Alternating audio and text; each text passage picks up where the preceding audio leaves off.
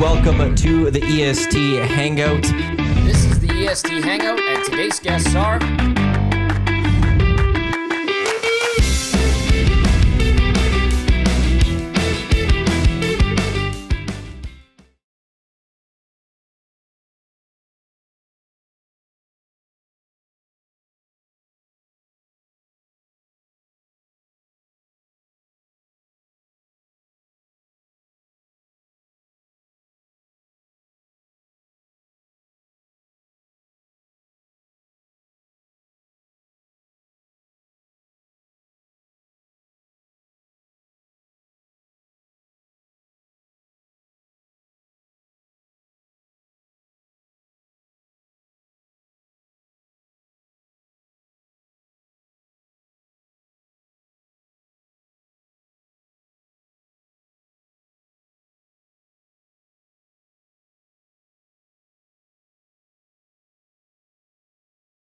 There we go. Now we're live. That took a little bit there. Welcome to the EST Hangout, presented by Sentinel Storage. Canada Storage experts here at Edmonton Sports Talk. Your clear choice for Edmonton Sports. We're live on TuneIn, iHeartRadio, EdmontonSportsTalk.com, as well as on YouTube. Thanks to everyone listening on podcast. Sorry for the silence. The mic wasn't working. Our audio wasn't connected. So that's kind of important for the audio stream. Tom Gazzola, Iwanyk, Murray McCourt, Dave Jamieson with you here. Tommy, I'm going to leave things with you because I got to go do something over there. Oh, okay. Good morning, boys. Good to see you. My microphone's falling all over the place. Nothing crazy happened this weekend, did it? How are you guys? This is like an all-star. Better than the Oilers, I can tell you that much. Are you okay, J-Bo? What's going on? Well, I don't know. I'm a little uncertain here, and Is I'm it steady wonky? with the microphone. No, I think we'll be fine. Okay, yeah, we'll I've worked with worse. I was at Bell Media. I was going to say, you're not used to being in front of a mic, are you? No, not at all, Murray. I'm very nervous. Goodness. Very nervous. It's good to see you, Murray. Yes. Of course, we didn't have you last week because it was the holiday shortened week. Lots to get to. What a crazy time in the hockey world. Obviously, on Thursday, the win for Canada at the Four Nations face-off, and then two just absolutely tremendous games by the Edmonton Oilers over the weekend. Scotties were great. I know you and Iwanyk were talking about them. CFL free agency has been crazy, kind of dwindled and petered out a little bit towards the end of last week. So what did you guys fill your time with over the weekend? Jame, I'll start with you. Well, Oilers, obviously. I mean, you leave Four Nations, and you're running a sugar high. Coming off that, and you're really buzzing the collective feel up around hockey, and certainly McDavid was, I don't know if it can get higher short of winning the Stanley Cup. And then you hit this, right? And you see how Washington came out of, they speed bagged Pittsburgh, and then they curb stomp the Oilers. And you go, okay, poetic. Edmonton, and I understand, and I heard Corey Perry was excellent, by the way, post-game. As he often is. Yeah. And I'm listening to his comments, and I always like hearing his perspective on how they're playing. And I know he isn't central to what they're doing on most nights, but he is an important part of it. And just listening to him talk about, they're going to have to work their way out of this, because this is the first time they've lost three since they started the season, losing three straight, right? Correct. So this is a team in a trough at a time when they can ill afford to be in a trough. But here's where, sadly, I'm sure he's a little sizzled coming out of Four Nations, but it's over to you, Connor. Yeah.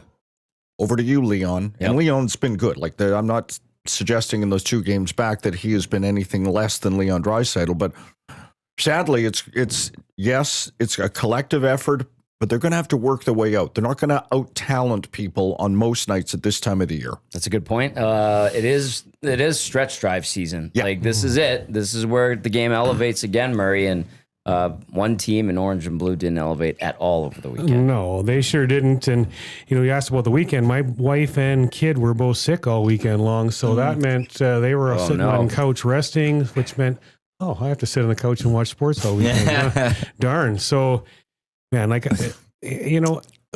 it comes to the Oilers and all that, though, and you said it goes to Connor. Well, Connor's -11 in the last 4 games. He and even you talk about the Four Nations as well. To me, I was texting buddies during the final of the Four Nations and saying, when is Connor McDavid going to show up? Because I didn't think he played good at all. And then he was. Think he played great in the there. final. He was in the big moment, and he scored the goal, which was absolutely perfect. But I thought he was pretty much a non-factor that entire game, and he gets player of the game, where to me it should have been Binnington, because he was. They didn't win the game without Binnington. That's fair. But yes, I get it. They typically give the player of the game to the guy that scores the winning goal in overtime. But man, like when it comes to yesterday, blame the entire team top to bottom, because like what I said to Tommy G beforehand, like what was the coach thinking? Like basically Connor McDavid was on the fourth line yesterday, because you saddle him with 2 fourth liners. Like what the heck? What are you expecting him to do when he's played his fourth game in 6 nights or something, and when you include the final? And I mean, you can blame this guy, you can blame that guy, but top to bottom, they were absolutely garbage. And yeah, they have to change it, but still, they're 6th overall in the entire league right now. Yep. There's ebbs and flows in an 82 game schedule. This is nothing to. I mean, Vegas just went in the tank, right? Vegas just went in the tank, and now they've got a couple wins back. Like, people just need to settle down. Don't overreact. There's ebbs and flows in the season. It's not like the Oilers' season is over now when you got to trade everybody and fire everybody. Just settle down. They'll get it back, and they'll roll into the playoffs. On somewhat of a roll, far better than they're playing right now. I'm gonna need that pen. I'm gonna need somewhere a loose piece of paper, and I'm gonna write. Just everybody settle down. Time not to panic. Yeah. Can I suggest something radical? I said before we went to air, I suggest something radical. Maybe this team is playing like crap right now, and it just needs to get out of a rut. It's a mid-season doldrum. It happens. They Do were we great forget before that? the break. They were petering out a bit. Yeah. They were lukewarm at best. Yeah. Go to the break, 2 weeks. Yep. It begs the question, did they absolutely need McDavid back in the lineup for the first game after 4 Nations? No. I mean, I know no. this is wonderful hindsight from someone who's never coached in the NHL like myself, but did you need him? Absolutely. Are you calling load management here, Dave? Well, yeah, I am.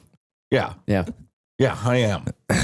Because I don't think Binnington Hellebuck join played us. their first games. They did back. not. They were off the first game. just Like now they play. Chill, we got it. Thank you for your service. Yep. You did us a solid. You won the gold. Okay, join us in Washington. Yes. We'll see you there. But is that why maybe McDavid had the line mates that he had yesterday was a little bit of a rest? Like, okay, we're not going to use him as much tonight. We're going to use him a little less because this is the back end of the back-to-back, and then we're going to utilize him a little less. So why put him with top guys when we're not going to use McDavid a lot? But tell me why the final of 4 Nations was on Thursday, not Wednesday. So then all those players would have had an extra day of rest, an extra day to travel to wherever they needed to get to, because there was 2 days off before that final. And to all of us that were on pins and needles waiting for that game, I mean, that was torture to wait that extra day with 2 days off. But now you look at it, and maybe they need to plan an extra couple of days at the end of it to give those guys some rest. And you look at some of the injuries that are out of it and whatnot. I mean, it's definitely. I mean, that was a fabulous tournament, but now moving forward, how tired some of those guys are, how injured some of those guys are, is going to impact the rest of the season. Well, it's been so long since the Olympics. I don't know what happens after the Olympics. What happened in 2014? I think they had a few days buffer. 2014. Probably because they have to travel across a continent. Yeah. But not everyone has to go, right? Yeah. Like, it's not every team's going to have players there fully. What was the Washington had 0. They had 0? I mean, 0. And that's the way the helpful. Oilers played yesterday. That's a Could've made good the team, argument. Washington. Yeah, they are. They are. That's I want the a fully realized NHL team. Yeah. Chikrin was trade. unbelievable. Great, Like, he subtle impressed pickup. the heck out of me yesterday. It was 20 days off Yeah. in 2014. Feb 7th was the Oilers' last game, and they started on Feb 27th. And when was the gold medal game? So now I have to go look at 2014 Olympics ice hockey. Connor They do call it McMichael. ice hockey there. And that duo of Lindgren and Thompson Yep. in goal, Yeah. they're just fine. They're going Just to be fine. just fine. Mhm. Yeah. And so, yes, the Oilers got run out of the barn by arguably the top team in the league at this moment. Yep. So was Edmonton really that bad? Yes, they were. Oh, wait, they But- stunk. Yeah, they were. They But were I terrible. mean, they were playing arguably the best team in the world, who played a great game. And man, so I don't know. It is what it is. Now they have a couple of tough games coming up in front of them, and if they don't get out of it, they're going to lose 2 or 3 more here, and then the city's going to implode. But Oh, yeah. Yeah. Yesterday, if it's any indicator, that fuse has been set, man. It's lighting up. So, They are on the ice 11 o'clock our time at Amalie Arena, so they will get to practice. We'll find out what lines are after this show. Obviously, we'll talk about it on the oil stream, but you're right, Murray. I think you make a good point. Like, we can recognize and appreciate that top to bottom. And I went through this yesterday on post game. It was like goalies were bad for the weekend. Yes, 100%. Defense atrocious. Forwards very lackluster. Special teams were a mess. The PK has slid. It was 23rd going into Saturday. It was 26th going into Sunday in the league. I'm sure it's going to be closer to 30th after a disastrous performance yesterday. I think they went 1 for 3. And then they call out the coaches. The coaching staff, and I said what they did bad. Ice yesterday for the lineup. And those lines were terrible. Like, I understand, maybe you want to rest McDavid. They barely played him in the third period. Same with Leon. They just said, screw it, this game's over. Because as Dave so eloquently put it, they got curb stomped yesterday. Yep. Yeah. After the Caps did what to the Pens the day before? Speed bagged them. Just yeah. That's right. It does beg the question. I'm with Murray on the let's manage our emotions accordingly. But it does beg the question because we're not many days away from trade deadline. So what Oiler team what lens are you going to use on this Oiler team? And that has to affect how. No, and we're not here to do the work of Stan Bowman or Jeff Jackson. What is the need that is most pressing? Well, where other fans are, and I think there is a point where improvement to goaltending needs to happen, and that's not necessarily Skinner, but at the very least Pickard. What do you mean by that? Get a different backup goalie, get someone that's maybe a little. This goaltending tandem for this season hasn't been strong enough for the course of the season. 6th place in the league right now. Sure. And a lot of people will say petering right not now, because of them. And I understand that. What some Oiler fans will state is that, as Murray said, the Canada wins because of Binnington. Mm-hmm. McDavid didn't have a great game. McDavid's not having a great game this weekend and they lose. Because Skinner didn't have a great game. And that's where Pickard didn't have a great game. Those guys didn't have a great game. And that's where Oiler fans are looking at and they're going, they would like to see some sort of addressing of the goaltending because throughout the course of the season, offensively, this team is tops in the league. Defensively, this team, in various categories across, outside of goaltending, this team is near the tops. But the one stat that they aren't near the tops, they're not even close, it's goaltending.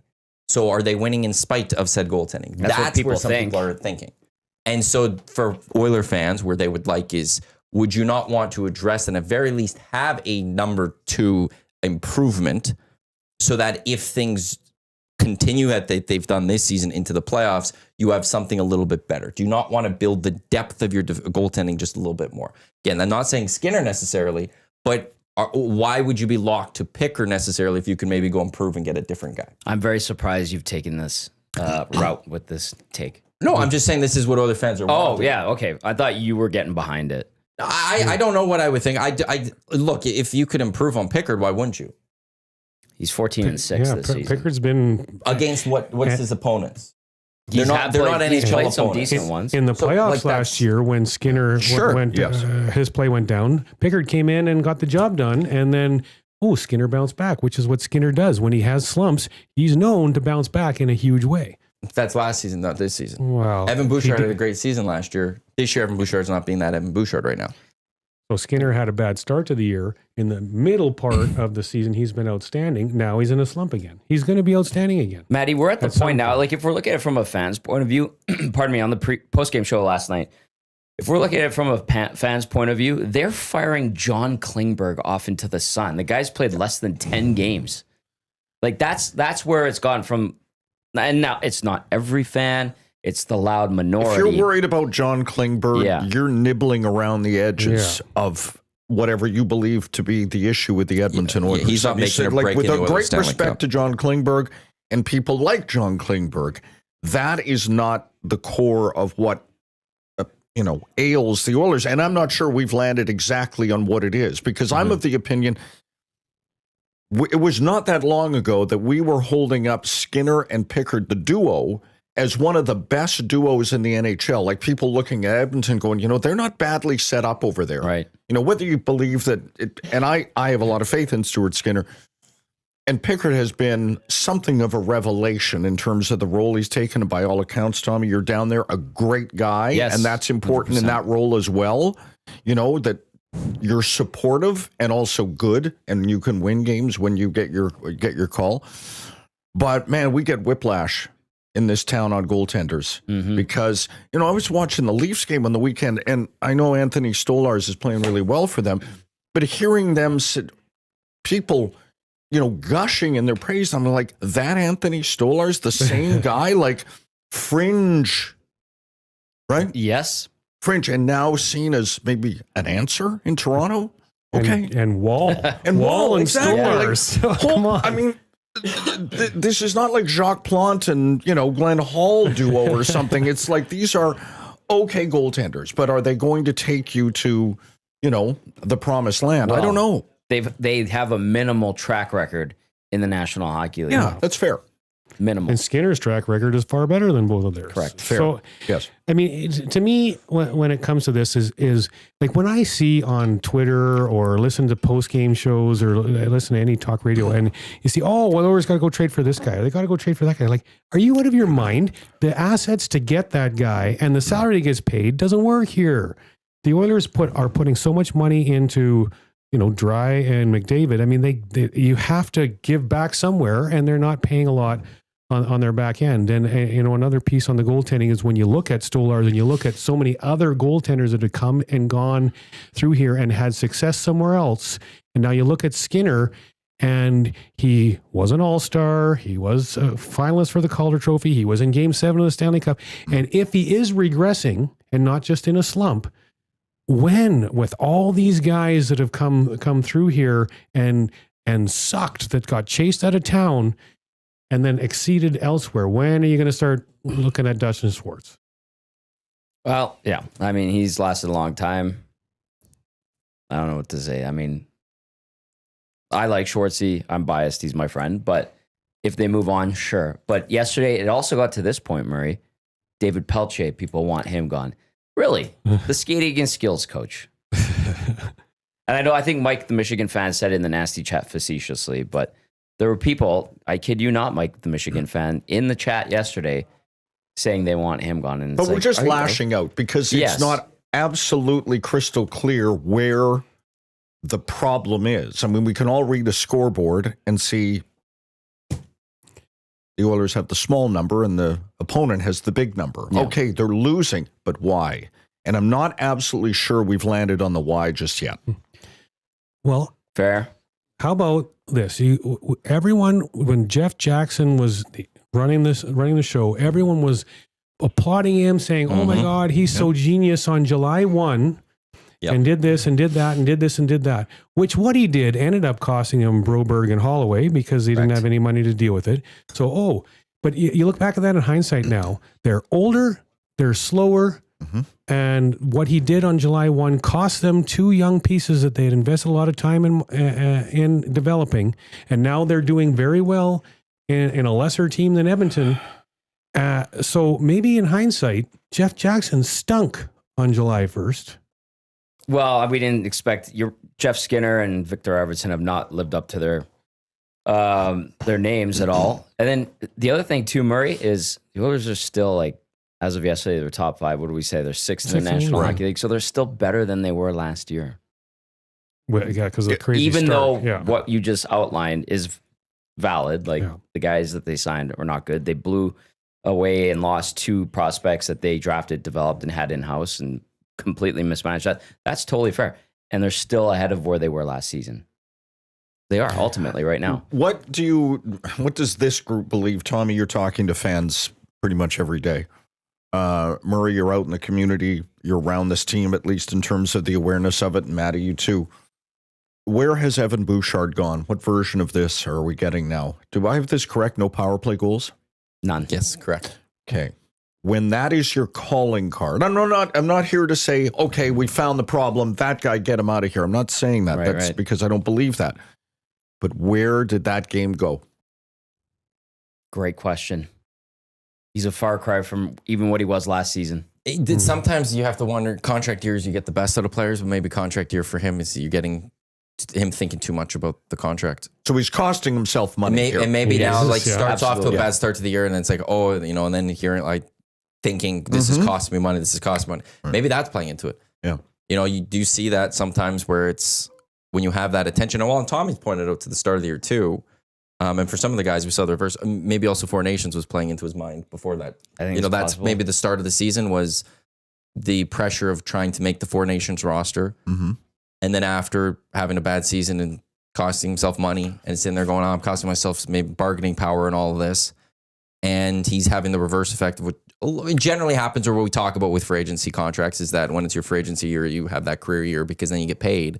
He's maybe doing the reverse. The guys who have those career years, though, in their contract years, have a killer mindset, right? Yes. They're going to go out there. They're alpha males, right? Generally. There's always exceptions. Evan Bouchard is a very quiet, laid back, easygoing guy. Yep. I don't know him at all. I don't talk to him at all. But I get the sense that he's not the same type of killer that some guys were. A Bill Guerin going into a contract. Corey Perry contract. I mean, he might not have the same. For how many straight years type thing, Yeah. That same killer instinct that those guys did. Warren Fogle last year had a tremendous season because he got it in his mind. And got paid and got rewarded for it. Yeah, exactly. And so that's why I brought that up, Matthew. And thank you for remembering that. Because if we look at the guys that did not make the Canadian Four Nations team, Zach Hyman, he's had a bad year compared to what he's done the last couple, although he's the one guy that sort of picked it up a little bit. And then Stuart Skinner has not had a good year as a whole. He's had some decent moments. There was a bounce back. Yes. A bit, and then it was a noticeable bounce back right when the name, or once, like it was that weekend prior December to the 4th. announcement, right? And it Right was at December 4th. We knew he wasn't going to make the team, and it was like you just noticed he shot up. Yes. And there are times in hockey over the course of history where if you get into a bad groove at the start of the year, you're not always digging yourself out. It just every year, that's why guys say every year is different. It's like, well, I got off to a terrible start. I can never shake that funk. And I had the stank on me all season. And maybe you guys, I'm sure, will correct me. The only one I can think of in recent memory is the Blues when they reimagined their team. And I don't know what changes they made in season when they started really poorly. Was it Berube took over and then they moved to they fired a coach. That's right. And just then they Binnington. Yeah. And then they won a cup. Yeah. I can't recall a team that had gone and flipped a season as dramatically as they did. Well, the closest would be the Oilers last year. I was going to say. Like, they were at that point Holy. where they hit bottom of the National Hockey League. They were November 9th, they lost to San Jose. They were tied with San And Jose for you last. went on a Coaching rant like change. nobody's business. Yeah. and they shot up. And they got to one win of the Stanley Cup. Mm-hmm. I'm trying to see I'm looking to see if I can find what St. Louis they was did on like that team. last in They the were NHL. last in the NHL. At I think the January, coaching yes. change, and then they Yeah. went on a tear like nobody's business and won a Stanley Cup. It was Yep. crazy. Yeah. And they didn't have a McDavid or a Draisaitl. They had a Tarasenko, Yeah. a younger version of, but, with great respect, he's nowhere near their level. No, absolutely Exactly. not. Yeah. O'Reilly was great. Mm-hmm. Yes. Pat Maroon scored a huge goal. It was an overtime winner in the playoffs. Like they had a good mix. They unlocked something, but ultimately the Oilers, to me, they're not in a bad spot. They just put like crap over the weekend, and they've had dipped in their play in the last 10 games, and they're gonna have to dig themselves out of this funk. Goalie's got to be better. Defense, to me, Dave, like when we look at what the issue with this team, they don't defend well. They're bad on the PK, and when their forwards aren't lighting the lamp at the other end, they're screwed. One of the things, the truisms you hear in a lot of sports, but hockey certainly around penalty kill is effort. But you can actually get out of the problems or most of the problems you're having on the PK. It's an effort thing. Mm-hmm. Fair? Penalty kill? Yeah. Yeah, because usually they're your runts who work the hardest, Right. or grunts, I should say, are the guys that PK. Well, who was the Oilers' bigger penalty killers last year? Ryan McLeod, Yes. Warren Fogle, Vinny Desharnais. Vinny Desharnais. So none of whom are here anymore. Not that other guys can't step up and do it. Because there were points you're right, and they were a huge part of what was a resurgent PK. There were points last year, and I say this because people have texted in and been like, bring this guy back. They shouldn't have got rid of Fogle, CC, this. But there were people last year, maybe some of them the same people texting in, get rid of Fogle, get rid of CC, get rid of Desharnais, get rid of McLeod. So that's where you're trying to do show post game. You've got all the emotion and the energy, but then you've got people that have made those statements before, contradicting themselves, using revisionist history. And you're like, well, what do you want? Which one do you want? Do you want those guys back, or did you want them fired off to the moon as well? Probably the same people. If you scroll back in the text, it's like, well, hey, you said this then, and now you're saying this now. Like, and that's where it's like on those shows, I love it because to me it's fun. Yeah. But I'm just like, do you know what you want? Do you know what you want? Yeah, do you know what the issue actually is? Spewing off stuff in the heat of the moment. Sure. And that's what keeps it interesting. So I enjoy it. I'm thankful for that. Anyway, it's just. So JMO, you said, trade deadline is next Friday, so we're 10, 11 days away. Yes. What are you doing? You're the GM. And before, so the Blues, what they did that year, once they got to the bottom of the NHL, so July 3rd, they made a trade for some goalie, Jared Coreau. Okay. And then Feb 25th, which would have been right around the deadline, Michael Del Zotto for a 6th. That's all they did. They didn't actually, like, bringing up Jordan Binnington, obviously. Deal in there, but no, okay. No, Shen would have maybe already been there or something. I'm trying to look. Been there. But yeah, it's one of those. They brought up Binnington. They made the coaching change, but trade deadline around that time it was Michael Del Zotto. That's all they did. The Blues. Okay, well, that's not terribly material. So by that point. To answer your question, Murray, I mean, I will always argue for to have veteran depth on D, but who is that, and what are you giving up, right? Yeah. Well, that's always the key here is what do the Oilers have to give up? And yes, they have some LTIR money to play with, but they have to watch term because that LTIR money isn't there next year. So if they get a guy with 2 or 3 years term, how are they going to make it work next year? I mean, the cap is going up a little bit, but other contracts are going to need to get signed, and McDavid's extension is coming. And so they have to be careful, but that's tough. I don't know if I'm sure you guys saw the Friedman report that maybe Rantanen could be on the move again. Love it. Yeah, wow. I know. Likewise. That would be unreal. Good swing, Tulski. That would be unreal if he gets moved again. If he does, it'll be interesting just what the return is. It should be huge. Well, that's the thing, and it'll be. Well, getting just something better than Marty Nexus back would be something else. Go, Dave, I feel like you have something to say, but you're smirking. No, I just, you see people, and again, it's probably filed under wishful thinking. Is the Oilers should go after a Rantanen, and I love the idea of just even entertaining that and having some fun with it. But I think right shot D again. Don't have the the big board in front of me, but that's where I go. Mm-hmm. We talk about a team that doesn't defend well. Yep. I don't believe that the Oilers are a particularly difficult team to play against. Is that fair? That is a very good statement. They don't play big boy hockey that often. Right. And that would be a grave concern of mine as we're in this stage of the season and then getting to the big stage. Very fair. They don't defend particularly. You said two things there. They don't defend particularly well. That's been all season. Yes. They've had good moments. Mm-hmm. We should give them credit for that. And they don't play big boy hockey. Boom. And there is no guarantee yet that I've heard that Evander Kane is running up that tunnel anytime soon. He's skating now, right? Yeah, he is skating, which is a good sign. Yes. Now, what would be best case scenario? This is what was told to me by some within the organization, is if he stays out, obviously, till the end of the regular season. Right.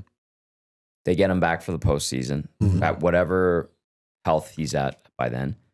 And that allows them to go make that move for impact defenseman and maybe a big body, rugged forward. And then he scores a couple goals. And then in the offseason, they can trade him because his value went up a little bit after what would be hopefully a successful playoff run. That would be best case scenario. Now, he could totally throw the screws to the Oilers and say, I'm coming back with the last 4 games of the season. He could totally do that. This has been discussed with him, though. It has to have been. This whole thing has been done from the beginning with Oilers management and him have been communicating and talking. Like, why else did he have that other surgery 3 months after he had the first surgery? Like, he didn't even tell anybody for a while. He's in cahoots on this. He's coming back game 1 of the playoffs. For sure he is. I go conspiracy with Murray. Yeah. Okay. And I agree with all that. And I know the Oilers will say, yeah, we didn't know about this. Yeah. That's all part of the conspiracy. That's all part of, we didn't know. Like how the NHL can't come at us for collusion. Well, they could look into it. But they can't. Like, but Kane never told us anything. Like I want burner phones and I want like secret transmissions and like there's like Evander Kane sitting on a bench in the park and all of a sudden some Oiler rep is sitting on the bench with his newspaper and they're talking. I want full like espionage crap. This is not the Luka Doncic trade. No, this is Evander Kane and a surgery. Like this is not like full espionage stuff. I can't truly believe that both parties are not well aware of what each side is thinking and doing. But that's where I want that word is espionage. I understand. For me, though. I'm with that's you. Where my espionage is that they're communicating, but in like the most random ways possible, so that the NHL can't figure this out. A self-destructing briefcase will be left at said park bench at said hour. You have received this message. It will self-destruct in 10 minutes. Yeah. Evander Kane's having surgery this week. And then Jeff Jackson lets it blow up and it's like, we didn't know. We didn't hear anything. I want that to be the case. Yeah. I have my doubts for good reason, but I want that to be the case. Well, how about Florida announcing this morning that Matthew Tkachuk has a groin injury? It's going to be fairly long term, but we're not sure. So Florida's going to play the game. Let Matthew Tkachuk sit on the sidelines until playoffs. Put him on LTIR. I mean, is that happening for sure? I don't think that one's playing the game. He's hurt, no question. That's the thing. But, he's hurt. But instead of, hey, if you're going to be out for 2 months, let's just make it 2.5 or whatever it is until playoffs. Yeah, don't rush it. We're gonna make sure that you're good and healthy. You'll play game 1 of the playoffs, and we'll use your salary to go get Rantanen. Well, that's why I was a little actually intrigued that they called it week to week for Shea Theodore with the Golden Knights when he got hurt, and they didn't go like 2 months. Yeah, well, he broke a hand. Make it nice and clean. Wrist, and just go, we're going to go use LTIR. Week to week is, he might be back. Yeah. And because Vegas has never played that game before. Well, that's my point. That's why I was like, you're Vegas. You're going to do some shady things. Just say a couple months. Yeah. I love the way that Vegas has played the system and really they got in first. Yeah. Sure they did. Tampa with Kucherov. Vegas has owned Blackhawks. it. Tampa started it. Vegas put their stamp on it and said, we're taking this as ours. Yeah, it's really their category now. And I love that. I love that, under Bill Foley, right, former military guy, and the group that they've built down there, that they have gone, where is there a spot in this system that we can exploit? Let's do it. Let's do it. Yeah, you go back to 1 year, Patrick Kane broke his collarbone. The Blackhawks got Antoine Vermette, who was a perfect third-line center, and they got one other guy. I'm going to forget who it is right now. But they got 2 really solid pieces with Patrick Kane's money on LTIR. Patrick Kane came back in the playoffs. They won the cup. I mean, so that even goes back further than Kucherov, because Kucherov, that was a game. I mean, it happens, and it's going to happen more here. Until the NHL tries to do something with this. If they I hope try they to do don't. something. I hope they leave that loophole there because it's sort of, from the wrestling world, it's a heel. Yeah. You need heels. It also You need allows heels. movement at the deadline. Yes, it does. In the end, we like trades. We like watching trades. We love the Rantanen deal. We love seeing those type of moves happen. Trades are the best thing about the NBA now. The quality of the product is awful. I don't know if you guys hunker down much to many NBA games these days. They're not good. Shoot 3, shoot 3. They're not shoot good. 3, shoot 3. Okay? But their trade deadline. It's the soap opera profit. And that's Nothing where better. the NHL, if you don't touch this LTIR stuff, teams will rig it and stuff, but then you're going to get trades, and trade deadline's going to be a little more exciting. Yes.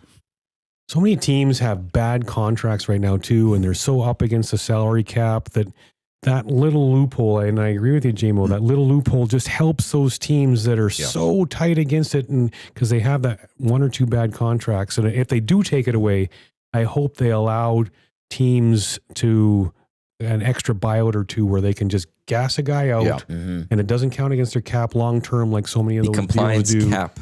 And just to help the teams out, although the cap's going up, so that should automatically change a lot of things. Yeah, but NHL GMs just like to spend. Yeah. The moment you say you get an extra $10 million, like, that means I got to spend an extra $10 million immediately. Yeah. So does this mean Connor and McDavid's going to get $20 million? And they make mistakes and they get locked in, and then they're like, well, we have no room to move around. We're up against the cap. It's like, well, you made this many stupid moves this past offseason just because you felt you needed to spend the $10 million. Well, the owners get excited too, and they enable the GMs and they say, why didn't you use that money? I said, you could use that money. Yeah. Well, owner, here's why, because this could happen. But okay, if you're telling me to do that and you're holding a gun to my head, I'm going to go and sign. I'll spend poorly. I'll go give this guy an extra $1.5 million that he doesn't deserve. And now I'm up against the cap and I can't move this contract. And oh boy, when's the next cap hit going to go up? The next year. But you look at Connor based on dry. I think everyone had in their mind 16 for Connor. But now that the cap is going up, is Connor going to say, no, now the cap's going up, I want 20. I want a bigger percentage of that cap. Or is he going to go, no, I'll just take my 16 and let you bring better pieces in around me? Yeah. I don't know how that works in the NHL in terms of, because you can only have the max contract is what, 20% of the cap? Since they have only, the cap isn't official for the next few years. It doesn't get official until whatever day, like this summer, I think is official. Yeah, the next two, there is room for it to move. Yeah. And they said that in their statement. So, but I'm wondering, because Connor could sign as of July 1st. Mm-hmm. What is, like, if that cap goes up, like, I don't know, like, I'm assuming then can he still sign based off the projected cap? Or is it based off what the current cap is, 20%? He's going to negotiate off of the future cap. But my question is, does the NHL allow it? Because what if, like, we don't know if COVID happens, like those type of things. I'm not expecting a pandemic to hit again. But the cap is supposed to jump another 7 million. And then all of a sudden it turned. So lock can change in a year. So does the NHL allow him to negotiate based off what they accept that next cap to be? Or is it off the current cap? Because that does change with what the max contract is. And I don't know the answer to that. He's going to be pulled from two sides, though. He's going to be pulled from one side, which is leave a little money for the Edmonton Oilers. Mm-hmm. But then you're going to have the PA going, oh, you're the highest paid player in the National Hockey League. You set the bar for some of these people. We need you to take as much as you can, because if you take less, the rest of our players get less. How is the PA, Tom, navigated the Crosby thing? Because he's paid less than he should be paid. 8.7, yeah. I think it frustrates them. I bet. And I just wonder what those conversations are like, because, Matt's absolutely right. The best player in the world will drive the marketplace. Yeah. Right. And as he should. Sidney Crosby, you could argue very successfully has been, until McDavid, and the best player in the world, but has taken less than market value. And that's fair. Like, I'm sure it has to have had frustrated them, but at the same time was right around when Ovechkin was getting paid, and Taves and Kane were getting paid, and the Parise Suter contracts, those were north of 10 million a year. Bobrovsky, so that kind of might maybe ease some of the frustration if Sid's not taking what he should be getting paid. But there's nobody out there, and like McKinnon, Draisaitl pushing the bar up, Matthews pushing the bar up, like, while this McDavid contract was winding down, I think eased any of the tension from the PA, but the PA had McDavid's next one circled, going, okay, time for a big jump up. Now, what I think will probably happen is he'll be the highest paid player by a couple million. I don't know if it's off of the projected cap or the actual cap going into whatever next year, whatever it is, or the year after. But I also do think and know that McDavid, being the type of person he is, again, like he did on that last contract, would want to allow the team to have a little more wiggle room and maybe shave $1 million or $2 million off per year again. It would be interesting. And again, these are the conversations we'll never know until, maybe long after the fact, if ever. If McDavid were to do something like that, and let me just go back to Crosby for a minute, whether, I'm going to take, let's just argue here or present from the basis of Crosby, I'm going to take 8.7. I'll do that solid for you, but I want a voice at the table in terms of how this franchise is built. Not ownership. Yeah. I mean, that's a different animal altogether. And now what we're seeing in other sports, and Tom Brady, owning the Raider, we're probably not far off from guys, Lemieux obviously owned the Penguins for a while, or was part of an ownership group, but whether that's part of a conversation, McDavid takes less. Because, again, I don't know what his aspirations are, whether it's owning an NHL team down the road or what he wants to do. But if I'm Daryl Cates, I'd have that conversation. Yeah.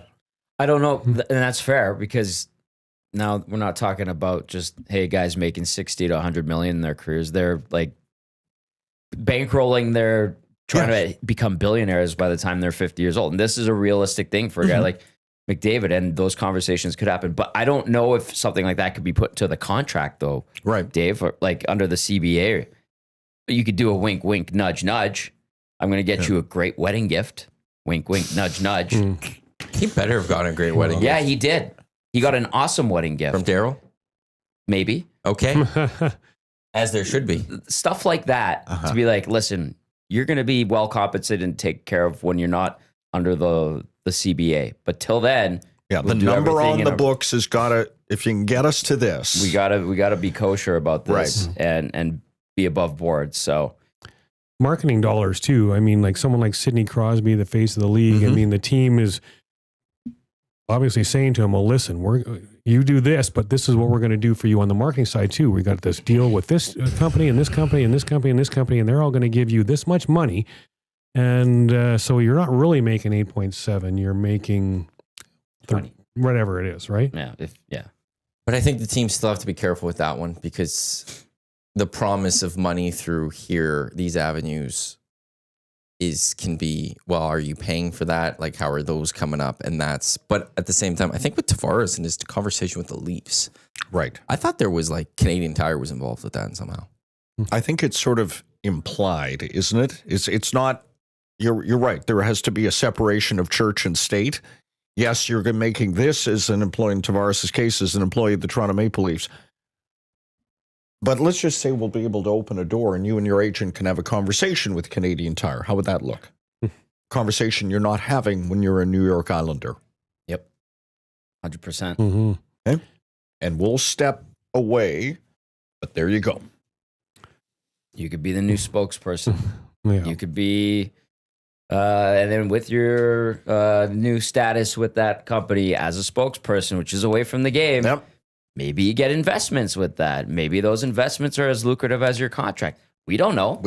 But let's make that. Well, they know. So They know, but they don't know. Yeah, yes, exactly. Like this, as you're obviously aware of, JMO, I mean, it couldn't happen in Edmonton until now, but so many of the NFL teams with owners, well, we'll sign you for $150,000 a year, but your wife can work for my company, and boy, oh boy, she'll get paid, compensated really, really well for doing nothing. Those deals happen, right? Anyway.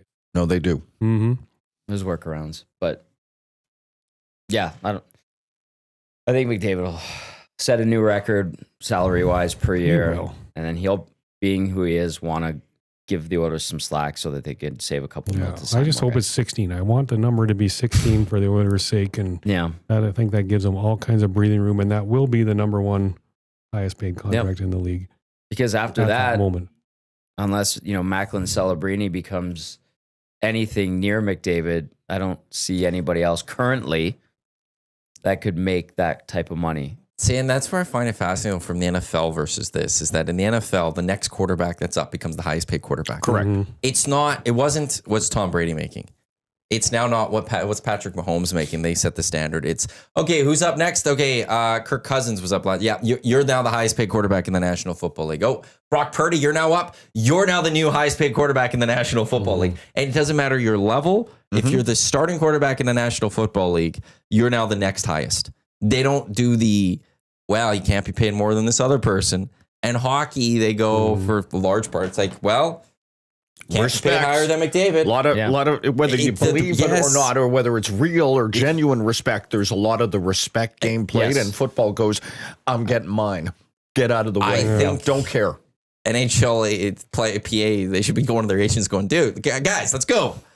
Go talk to your NFL brethren and figure this out. Well, the contracts in the NFL and the NHL are completely different too in terms of guaranteed and not guaranteed. The only thing that's guaranteed in an NFL contract is your signing bonus. Yep. But it's even the guaranteed money is the next highest. Like it's constantly gets higher. And the cap, if it keeps going up, the max contract keeps going up. So it's like, why isn't it McDavid's the highest paid player? Okay, well then who is next? Okay, it's McKinnon's next, and then it's McCarr's next, and then it's Matthews is next, and then it's Draisaitl next. Like, why aren't we getting to that in hockey? because it's okay. Well, respect. Respect. I think Murray makes a good point about the guaranteed money aspect of it. Because if you could blow out a guy after 2 bad years, even though you signed him to an 8-year deal for like $250 million, yeah, you take the short-term pain of, you know, a $40 million signing bonus, and you guaranteed that money, and the guy gave you 2 crappy years and went punt him out the door, and then you can just go out and sign other guys a couple years later, and that guy's done. Whereas in the NHL, you sign for 10 years, you're getting paid that for 10 years. It's guaranteed. Do you think Darnell Nurse would be an Edmonton Oiler right now at $9.5 million if the NHL had contracts like that? Absolutely not. If it was an NFL scenario, it would be after 2 or 3 years and it wasn't working out, they would have cut him, cut their losses, and then he would have signed somewhere else, and we'd be talking about Darnell Nurse, the Minnesota Nurse, or Wild or something like that. Yeah. And then the other thing too, and I'd ask you guys, because you guys a little bit older than me, but the NFLPA, with all due respect, they have way more clout and sway and power than the NHLPA does. And I think that's a big part of it too. Like, they swing a way bigger hammer than the NHLPA in terms of compared to the league. They though? Because their contracts aren't guaranteed though. They haven't been able to get their people guaranteed contracts. But they get them more money off the hop. They get the QB more money off the hop. Yes. They're all getting big signing bonuses up front now. Those signing bonuses are massive. But that's where it's like, okay, those agents haven't gotten the full guaranteed contracts. Yep, they haven't. And that's where, like, I also like, even like with the guaranteed money, like, because it is still the next QB does get lots of guaranteed money still, and that keeps going. They fear an NHL player. It's why be respectful to McDavid? Go, I want more than him. Is it baked in? That's like, I want higher than that, because my money's still guaranteed and somebody's going to pay me, because if my team's not going to pay me, I'm going to go to the market and somebody else will pay me. The players could do it. The players could go get more money than McDavid. The top players. Is that not exactly what they say happened with Rantanen in Colorado? I mean, they were saying... Well, they have a self-imposed cap. Yes. Right. So it's not a McDavid number, McKinnon, but it's the McKinnon money. Right. You're not getting more than McKinnon. Well, I want more than McKinnon because the salary cap's gone up. Well, you're not getting more than McKinnon. Okay, then no deal. And that, you have to go, and we're going to move on without you. And someone will pay him the $14 million. Yes. Yes, he'll get $14 million for sure. So the players could do it in the NHL. They just choose not to. You know, supposedly Rantanen was offered an 8-year, $13 million contract from Carolina over the Four Nations break, and he's not necessarily interested in signing it, which leads to what you were saying, J-Mo. Rantanen to the Edmonton Oilers for Savoy and what? Yes. Yes, Skinner. Just start loading names into the hopper. Carolina needs a goaltending upgrade for sure.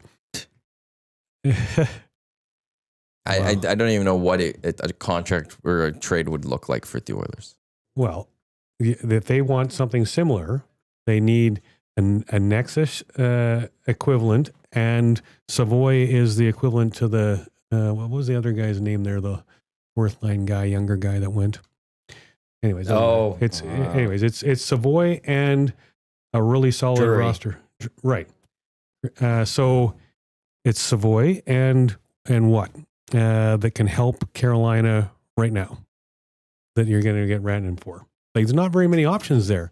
Victor Harvison. Yeah, right. Yes. Oh, I said somebody was going to help the Carolina Hurricanes. Oh, but he plays so much better when he's out. I'm just kidding. I don't know. Well, and Nexus is pretty young too. So I mean, the Oilers don't have a trade. They don't have a trade. They don't have a trade. No. Although Bronco Nick once sent it to me for in the offseason of signing Rantanen, they can make it work. It was very plausible. When Rantanen got traded, there were a lot of people who did some finagling on Puckpedia and found ways to make it work. Yeah. Yes, it took trading half the roster, but they made it work. The one Bronco Nick had wasn't that. Right? It is easy. Then it's easy. Yeah, it only took 12 moves, roughly. Sure. Dave. Yeah. Yes. If Bronco Nick's listening and he still has it, send us the thing, because what he had wasn't that crazy. I'll just say that right now. It wasn't that outrageous. I think he had Bouchard at 9. I think that was the number. What is the number Bouchard gets to?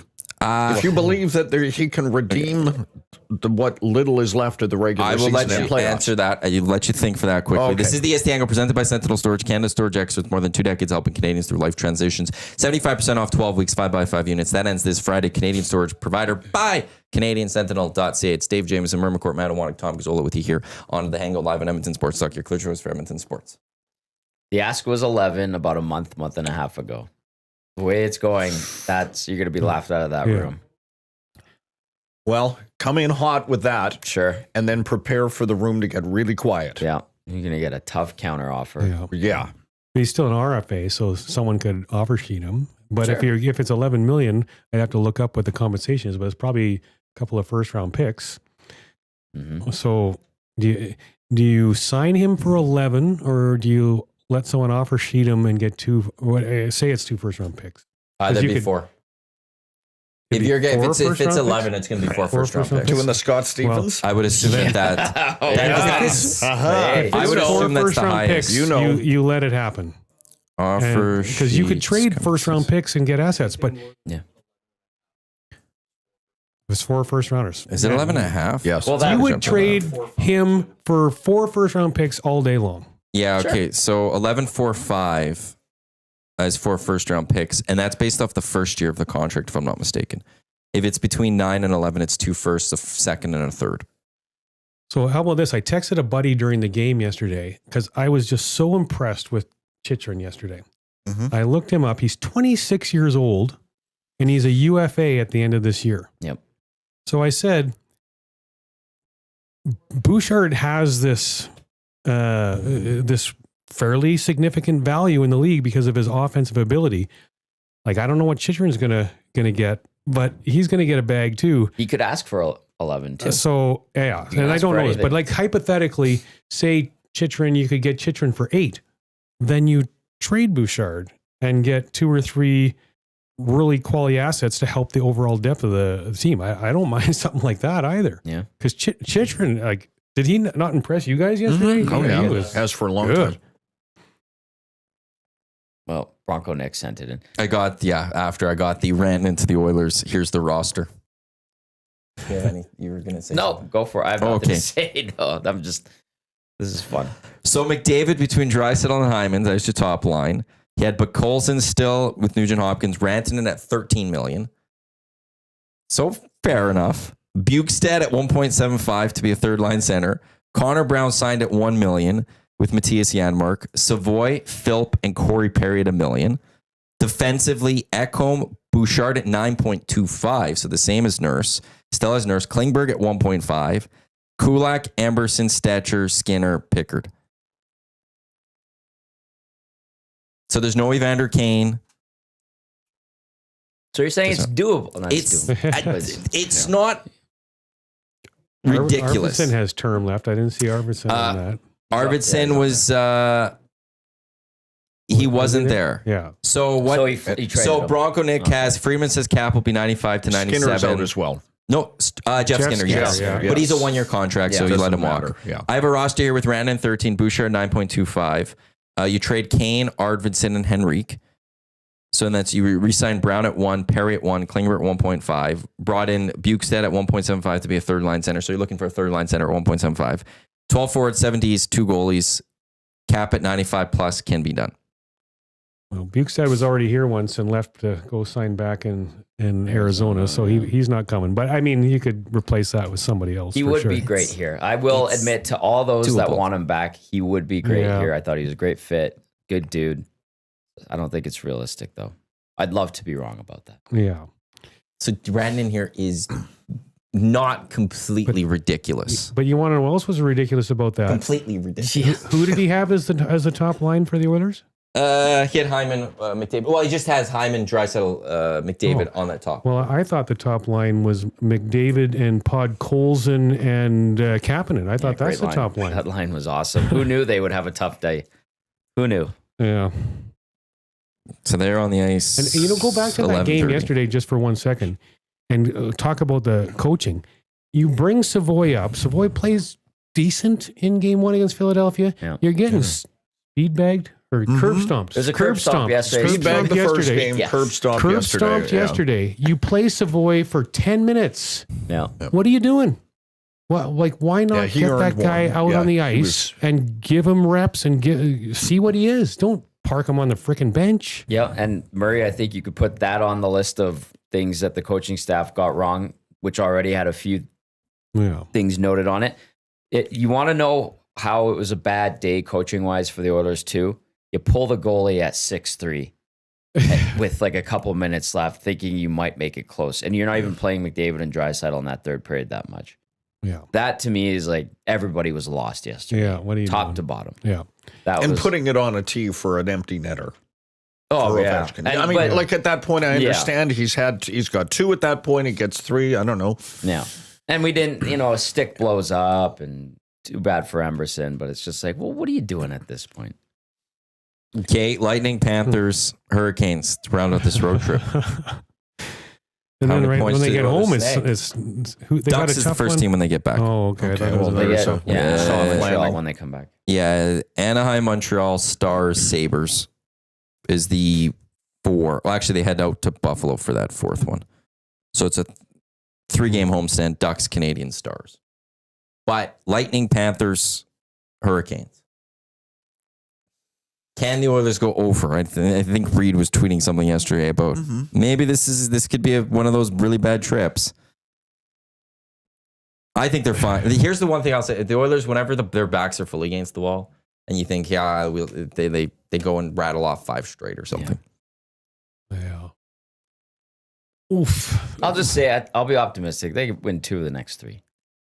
They get their asses together. Ugh. pull I it think out they of their win in butt. Tampa, lose in Florida, Win in 2 Carolina. losses to and Florida. this year. win in Carolina. Yeah. I mean, that seems eminently reasonable with this team. Yep. And you're right. Like the Oilers, when they have been good, over the last few years, they have never let the lows get too low for a prolonged period of time. Yeah. I mean, Except for the first quarter of last year. they're true enough there. They were, The This Chris team this year, Knobloch but this era. team. yeah. The Chris Knobloch era, they've not allowed the lows to be too low. They also, actually, I was supposed to say when they get high, they don't, but they rattle off 16 straight last year, so I can't say that. And an 8-gamer last year, too. So yeah, no, it's they find a way to claw out of that rather quickly. So what's your call then? Next 3 games. I don't make predictions, man. Huh, you're asking everyone else to. But Yeah. you're not gonna Yes. throw it Hey, out you guys there could have yourself. done exactly. You guys could have said that to me. Post-prerogative. Yeah. You guys could have said that to me. Man, I didn't say anything yet because I am just thinking that this I is don't going to think be they a lose tire all fire 3. for a little bit. I don't think they lose all 3. Yeah, I hope not. I don't see it. I think they'll be fine. But if they do, I'll put a lot of panic on Jeff Jackson and Stan Bowman, Mm-hmm. or at least a lot of pressure on them. Bad at the very timing, least, too. of like, Yeah. well, the flip side is you could maybe argue it's a good timing that it's happening before the deadline, so that they could see if they're noticing something that they want to improve going into the playoffs. They still have time to do it, as opposed to this happening, right after the deadline or something where you don't have time to make a move. Yeah. Yeah, it's a good way to look at it. We got Zula 1-1-1, C Run 2-0-1. So other fans are still confident. Optimistic. be. I like it. Now, but like you did over the weekend. Yeah, Talk I about mean an that's the 0-10 thing. stretch here. They're not going to win at all if they play like they did in the weekend. So they need to turn it around. I was surprised they're practicing today though. I would have thought they would have. They might switch it to optional. Let's see if they've. Yeah, because I would have thought, you know what, just take the day off, get your head on straight, go play a game of golf, go to the spa, get a massage, whatever. Just chill out. Well, but they Get also your heads in the game. Flip side is they were in Cabo or Hawaii for a week. They came back. They had their practices last week. Weren't that hard. You played 2 games. Well, and you lost them. Yeah, Get practicing. Mm-hmm. Get working on your game. but they can't work them that hard. It was just they had 2 games in 2 days, and there's a day off and another one. It's 3 and 4. You can't. You're not bag skating them today. It's not a bag game, No. but it's teaching, Yeah. going through things. We did get an update. They're going on the ice a little bit early today in Tampa. Or are they? So it's going to be a brisk skate probably with some video. That's it. And then they got a tea time. That's why it had to be earlier. What time? Because they're supposed to be 11:30. 11:30 our time. It has 1:30 in Tampa, obviously. So they're going to push that back a little bit and push it up. And then they can go enjoy their day, relax a little bit. I'm just be ready to go for tomorrow. I want to see what the lines are. I would have said no practice today, morning skate tomorrow. That's what I would have done. Mandatory morning skate. Tomorrow will be optional, probably. Yeah, so they reverse of what I would have done. Interesting. Maybe Extra tea McDavid time has tomorrow. the ideas of how to beat John Cooper after spending some time with him. Knows John Cooper's tendencies. This is the EST Hangout. Proportions of this hour of the Hangout brought to you by Lloyd Sad Insurance Brokers. Check them out, lloydsad.com. One of Alberta's largest and most trusted independent insurance brokerages.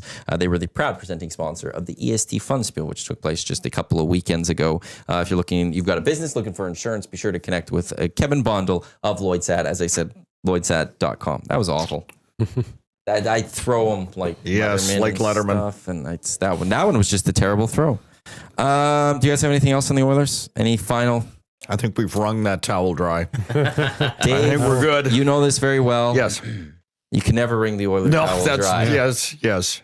That one, there's always a little bit more you can squeeze out of that one. Okay. Back in the pail. Okay, I'm gonna throw one little thing at you then. Trade deadline in 10 days. You want to get a little tougher and hard to play against up front. You want a veteran D-man on the back end to help settle things down.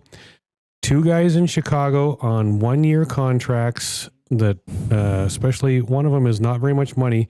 How about, and he's actually playing decent, bring back Pat Maroon. He's $1 million for the rest of the year. And Alec Martinez. Both of them have Stanley Cup, multiple Stanley Cup championships. Martinez is a lefty, but he can play both sides equally well. You would have to give the Blackhawks almost nothing. 4th round draft pick, you can have both of them.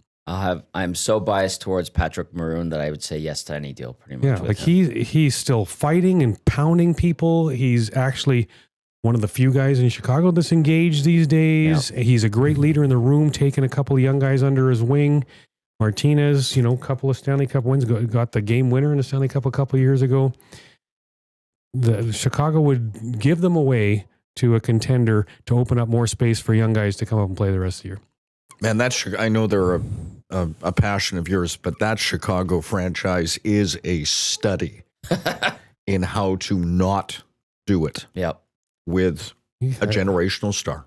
I'm not sure I agree with you because the generational star came at the beginning, not at the end. And they are so flippin' loaded with prospects that are coming in the next couple of years. Like, they got Frank Nazar right now. Did you see that play Frank Nazar made yesterday to get an assist on one of the Blackhawks goals? I mean, the guy is fast and he's damn good. And it's just the start of what's coming.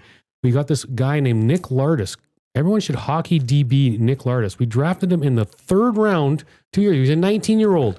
He's got 63 flipping goals in the OHL series. Probably going to score 70, which has been done not once in like 30-some years in the OHL. And he was the 3rd round draft pick. The guy is an absolute snipe show. And do all these guys pan out?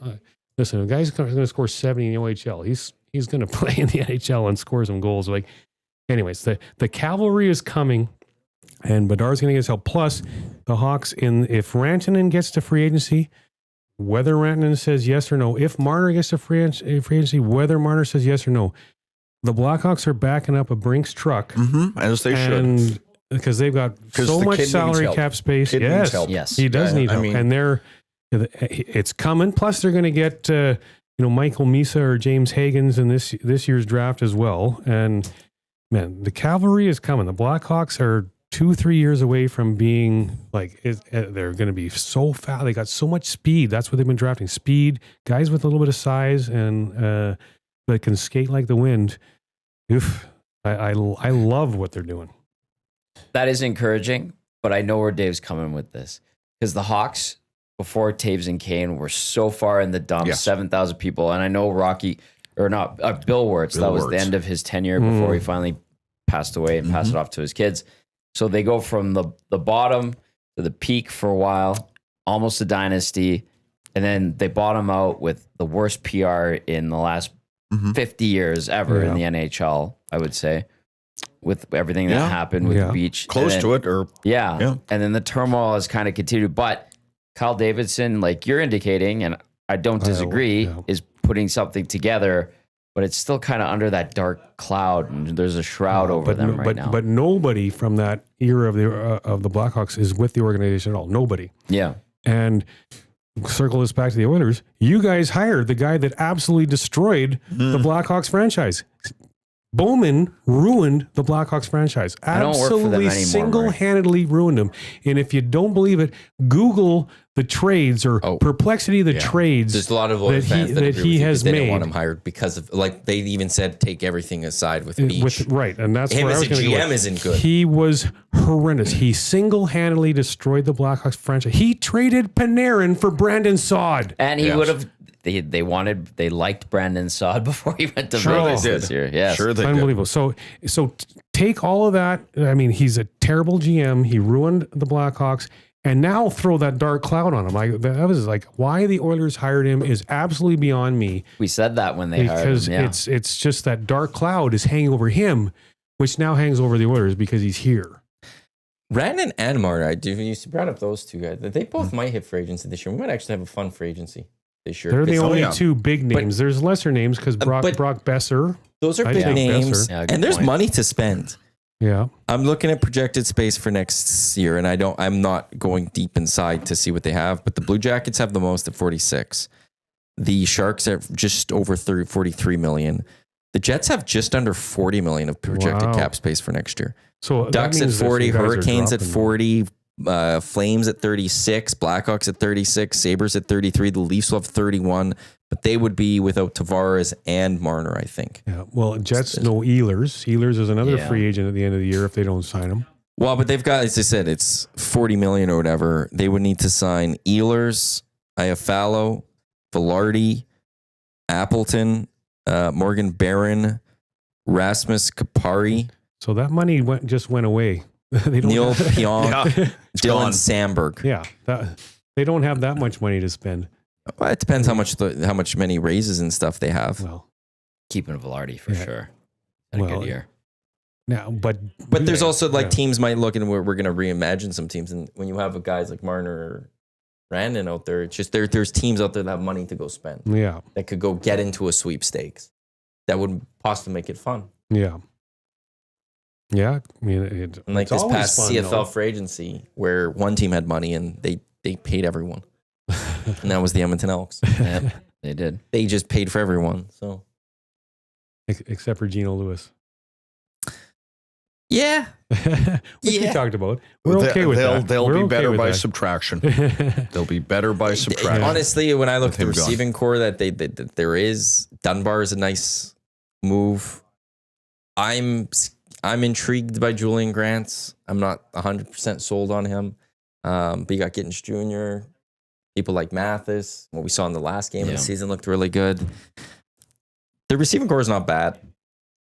Like just right off, even just from the outside, like it's not bad. But where they improved everywhere else, they're a much better team. The goal line, the evolution and continued development, maturation of Trey Ford, Cody Fajardo being supportive in the development of Trey Ford right away based on the signings that, we haven't got it deep into the names there. And then what they've done on the other side with the D line, they've addressed the issues. And the defensive backfield too. Mm-hmm. Yes. You still have Niles Morgan and Nick Anderson on your linebacking core. Is Nick Anderson coming back? He was signed. He didn't go to the NFL. Okay, good. Yeah, he was under contract. The whole question was, would he go to the NFL? Right. Yeah. And unless something changes over the next little bit, it doesn't seem like it will. It's going to be Niles Morgan, Nick Anderson. Who's that third? Rugamba, I think, is the guy from BC that is going to naturally go in the Sam linebacker spot. I would assume he's the favorite right now for that spot. Where's DeBlanco in all of this? By the way, special teams. Is that a normal thing to have a first overall pick waited out for a couple of years? Yes. Okay, so this is not the norm. With his age, though, he was 25, I think, at draft time last year. Everyone said he was a plug and play guy, and he wasn't. But you also have to remember it's a new regime. They didn't draft him. Yeah, Ed didn't draft this guy. No. Ed didn't go and make these moves. And when you have that regime change, he may sit there and be like, I don't see it. I don't see it. This guy is a special teams guy. I need more. And even to a degree for Chris Jones, he didn't see it. They drafted him, and like it was one of the things that was said with Chris Jones was they drafted him because then he could play right away. That's why his age didn't matter to them because he'd played in the NFL and he was in the UFL and he was ready to go, and he didn't start. Partly also because Nick Anderson was a nice revelation. Yeah. So they went and got Moncrief, and the linebackers got. And yeah, you're right. Anderson was great. Morgan's a stud. Moncrief was good. He was a hired gun. I mean, and over and above the player signings, and I'm sure you guys have talked about it, is you've got a legitimate general manager, and you've got a CFL coaching staff, a true CFL really good coaching one, staff. Yeah. And by that, I mean, not just, there have been some really, really weak staffs here in Edmonton. Yeah. Under Chris Jones, Jarius was just, that staff there, it's a holdover. It's kind of cobbled together. Yeah. And with some of that, though, JMO, because of the coaching cap and all the firings that they had, so they didn't have that Chris Jones had to wear so many hats. And they paid him a lot to wear those hats. Right. But they couldn't hire other guys to come in and really have the quality of coaching staff. I think, yes, I think that factors into it. Yeah. Chris Jones paid until I think week 5 this season. He's and then the Elks are clear on coaching cap. It's good. Completely clear. You guys are both very close to the organization in different areas, obviously, but in the time since the ownership change, what things have you noticed, Dave? And then Murray, what things have you noticed, good or bad? And I think it's been mostly good. My perception is. I was there for the entirety of last year, right? For starting as they, for the 75th season celebrations and working on those projects, and then was there in the transition and then I moved into a role as interim director of tickets and service. And I have to go back further than that. Obviously, an organization that was in chaos, right? With what was happening with the board, with the crushing debt, the losses mounting, lack of interest. There was a lot happening. I mean, it was a convergence of a lot of things. It wasn't just one. It was, it was death by 1,000 cuts for that organization. So when Rick Lawlisher came in to restore calm, mature leadership following Victor Qui's reign of error, and all of what went wrong there. And it wasn't just the losses on the field were obviously the most public part of the problems around that club. Because that's you could look and go, they're not good. Yeah. They suck. Yeah. And no one's going to the games. Okay. But there was stuff off the field. And I think Rick obviously corrected a lot of those. And then his role was to shepherd the sale, which he did a tremendous job on. And now with the Thompson Group in there, and I don't have any direct, didn't in my role contact with Larry and Deb, who I'm told they're so committed to seeing that this franchise return to its, I would say rightful place around the top of the Canadian Football League. I see it as now a mature organization. I say that again, referring to Ed Hervey.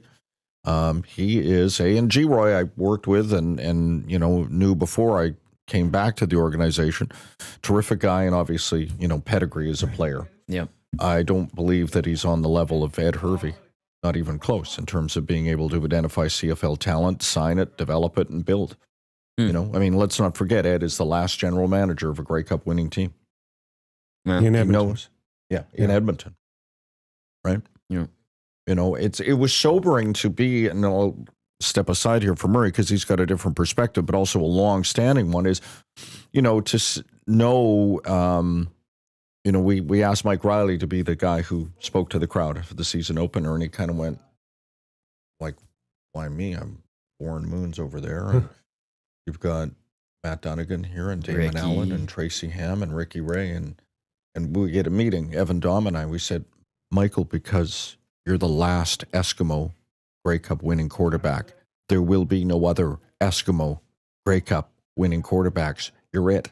Mm-hmm. And for many of these fans in the building, you're the last guy they remember. Yep. Leading this team to victory. Warren Moon's an old man. It's a long time ago. Yep. Those other guys, a long time ago. Ricky, more recently, obviously. Well, for our generation, it's only 2 Grey Cup winning quarterbacks. Ricky or Riley. Correct. In our generation. So like, if you're a 45 or under or something, like there's only 2 guys. Like Warren's a great name that's up there, and Matt Dunnigan's on my TV and stuff. But of who we've watched and seen, it's but as those I'm 2. standing it's just there, those 2. Yeah. It's sobering when you're talking to the guy and he's like, yeah, you're right. I am the last one to plunder that name. And you think, okay, man, and that. So to answer your question, there have been a lot of changes and a lot positive. And obviously Chris Morrison now is the president, and there's a guy steeped in. The thing to remember here is it's not about turn back the clock in terms of, well, if we just do it the way we used to do it. It's 2025. Yeah. How you talk to fans, how you relate to a fan base, new and the existing fans, and deepen the connection and create new ones is different. It's different. So it's not 1999. It's not 2004. And it's a really hard job to sell tickets. Yep. It is. It's a lot of work. And it didn't take very long or many years to see it erode to the point where it's at, and they are on the climb again. Where they're going to be to open the season, I don't know. But there is so much of the right stuff that's been done that I'm optimistic, and I am a season seat holder. I pay for my tickets. I go to the game. Yeah.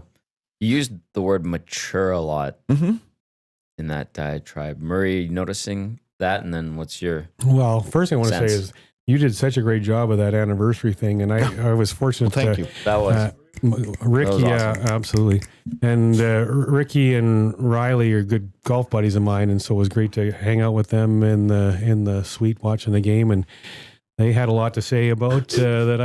I was happy to listen in and on everything they had to say about everything that's gone on in the world since they haven't been here in Elks land or Eskimo land. But a couple of things. The players that I do still talk to that are here now, they're excited beyond belief about the season, the new coaching staff, some of the signings that have happened. I mean, it's so the players that I talk to are more excited than they've been in their entire time here for what's going to happen. On the other side, and you mentioned Chris Morris at the end, and I think Chris Morris as a president is a breath of fresh air for the organization in terms of what he's going to bring. But now he's a football player and a football guy, and now it's the business side. And from my understanding, he has a lot to learn on the business side, but he's embracing that and diving in, head first to learn everything he needs to learn and work with his team to, figure out what's missing. Now, on the other side, with the ownership side, I was worried, and that question that I asked to people that I'm tight with in the organization was, my worry was with the husband and wife, are they going to be in the office all the time and, over everyone's shoulder and whatnot? And absolutely that's not happening. They travel a lot, so they're not really around much, but so they're letting people do their jobs. But my understanding is that he wants to win the Grey Cup. And so as fans in this city, that's got to be awesome to hear that he wants that more than anything else. And so he's going to do everything he can as the owner of the team to bring a Grey Cup back here to Edmonton. And then on the fan engagement side, budgets are skyrocketing because they were reeled in on fan engagement. We all know that when we're going to games, and it's like, what are they doing here? The purse strings are open right the heck up, and you're going to notice some things. Like I was told the fireworks budget, as an example, is like 6 or 7 times what it was last year.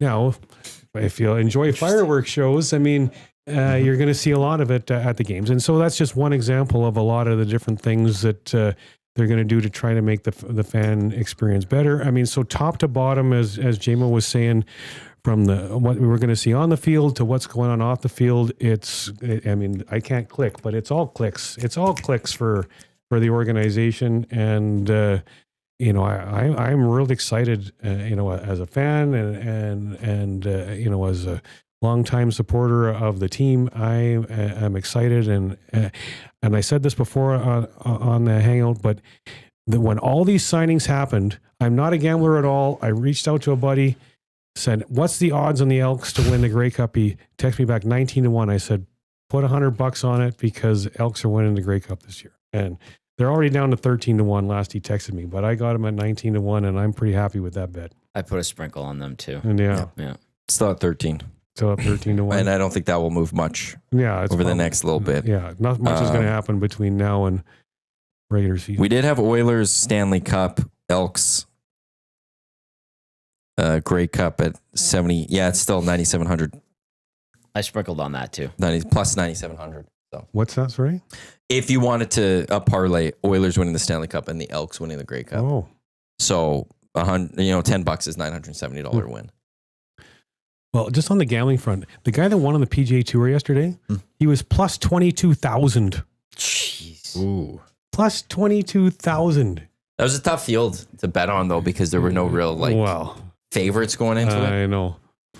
But that was something else when I saw that. I'm like, well, I get it. He's at 185 tournaments, I think it was, between the PGA and the Corn Ferry Tour, and he never won once. No kidding. But now he has. So, what was his name again?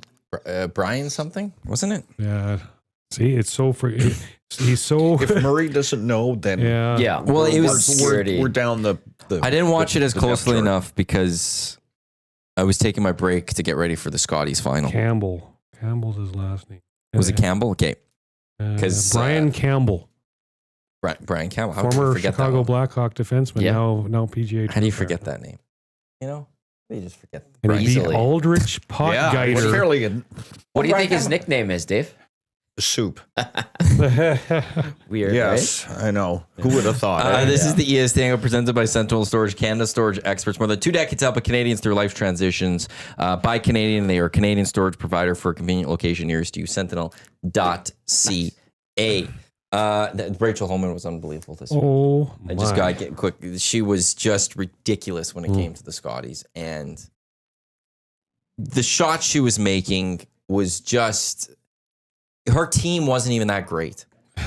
Like they weren't bad or anything, but they were making their mistakes, and she'd just come in and clean it up, and boom, blank ends. You're like, whoa! I don't know how she did that, but somehow she got through it, and there's a blank. For someone of my age who remembers corn brooms, I come from a curling family. My mom has the an 8 spot. She has an 8-ender. Wow. Skipping a rink out of Vancouver. To see how precise curling is now, like it is, and it's still obviously very exciting, but just the precision now on the men's and women's side, but it is phenomenal. It's staggering how good it is. Yeah.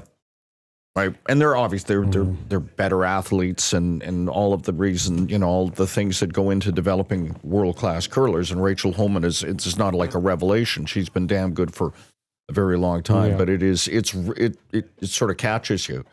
Geez, like they don't make mistakes very often. Yeah, Rachel Holman from Beaumont, Alberta. Mm-hmm. Yeah. Yeah. The local gal now. Yeah. Well, what my take on it, I was saying it before, like I watched that game start to finish, and Rachel Holman curled 100%. 100%. And she made some absolutely outstanding, difficult shots. Very difficult shots To get to, and was 100%. So that was the single best game by a skip in Scotties history. And she was 100%. So she will have that honor forever. That's the best game a skip has ever curled. Although it's still very weird to see Jennifer Jones as her coach, Yes. the same colors as her and stuff, and they're like doing the walk with her and stuff. And you're just like, these two were competitors for so many years going at it against each other, and now they're on the same team. Like that was Wow.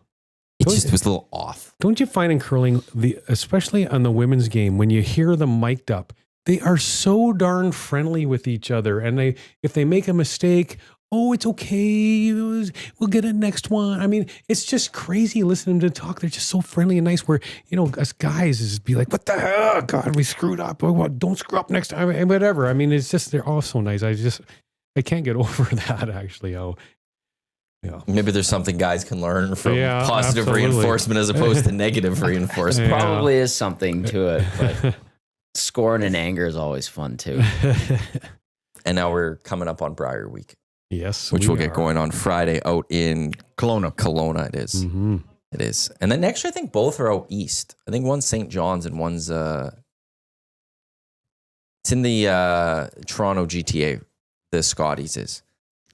I always like the one out Scotties too. west. It was Ontario this It was time Thunder too, Bay, right? and I think Yeah. they're saying Ontario next year. Wow.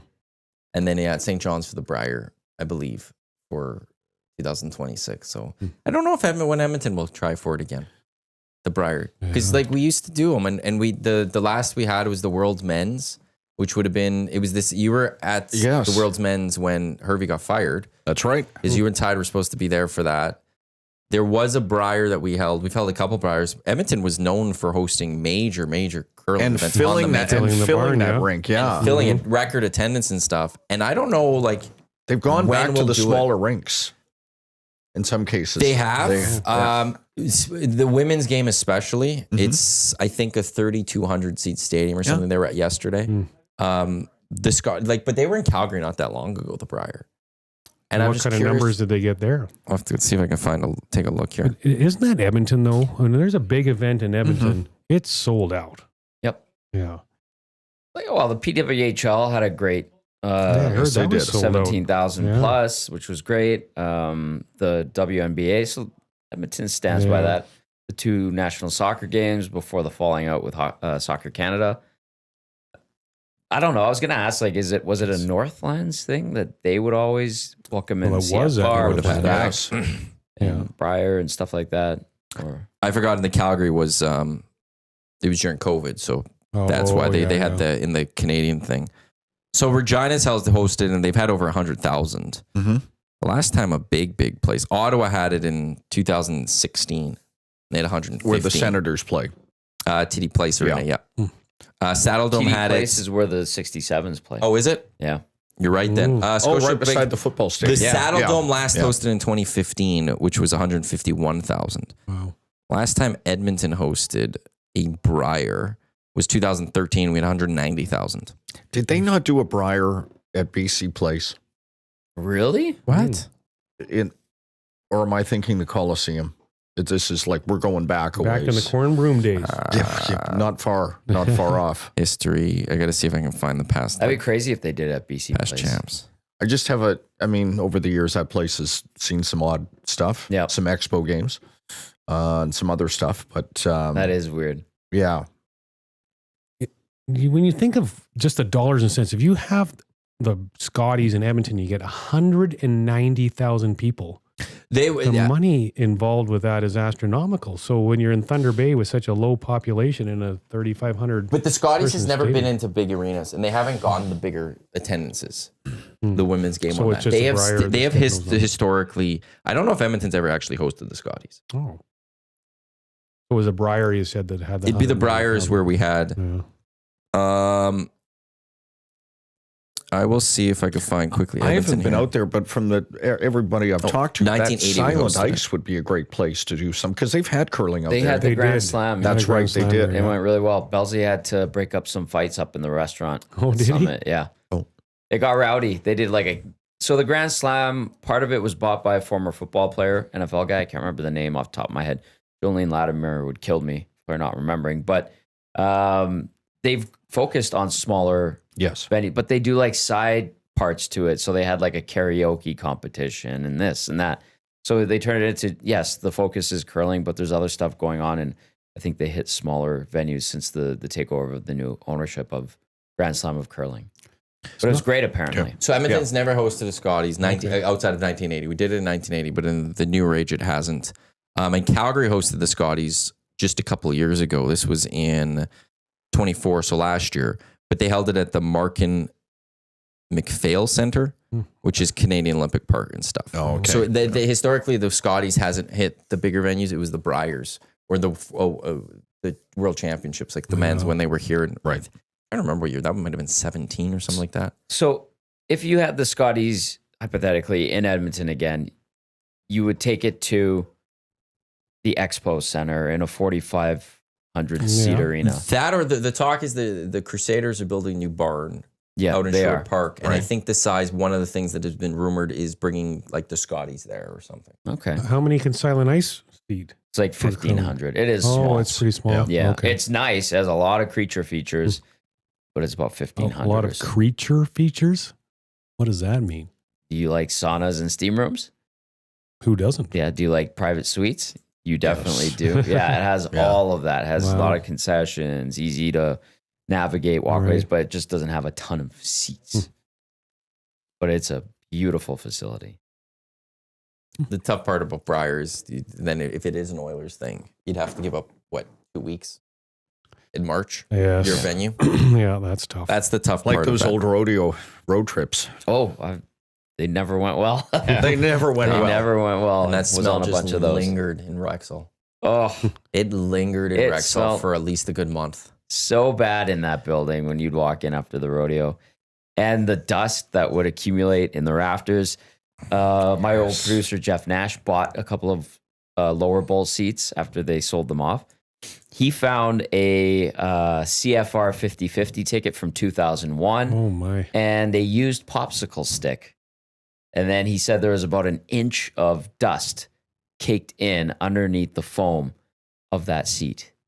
He had to pressure wash it, steam clean the fabric and everything. He said it was black water coming out for like 3 or 4 tanks. It was just nasty. And we were sitting on that every day. And think of the concerts that rolled through there and the stuff, the crimes against humanity that were committed in that barn. You know, hello. Yeah. If those asbestos covered walls could talk. This is the EST Hangout presented by Sentinel Storage. Portions of this hour brought to you by the official drink of the EST Hangout. It is the Finnish long drink legend of 1952, a drink unlike any other sparkling refreshment, real liquor, longdrink.com/Canada. Find a liquor store nearest you with where you can enter, or an establishment. You enter your postal code to tell you places that you can get the long drink. You can get traditional. You can get also traditional sugar-free. You can also pick these up at Rogers Place with their partnership with OEG. What? It's like you're looking at me a little weird on that. I don't know. No, I wasn't. Oh, okay. I got a question for you, Matty.